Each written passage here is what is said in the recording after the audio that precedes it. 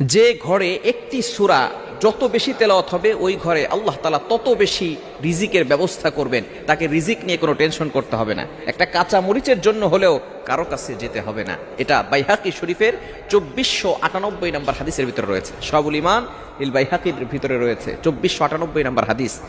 নবীজি সাল্লাল্লাহু আলাইহি ওয়াসাল্লামের সাহাবী হযরত ওসমান রাদিয়াল্লাহু তাআলা আনহু যখন খেলাফত আসলেন, যখন তার শাসনামল চলল, এমন সময় আব্দুল্লাহ ইবনে মাসউদ রাদিয়াল্লাহু তাআলা আনহু তিনি অসুস্থ হয়ে পড়লেন।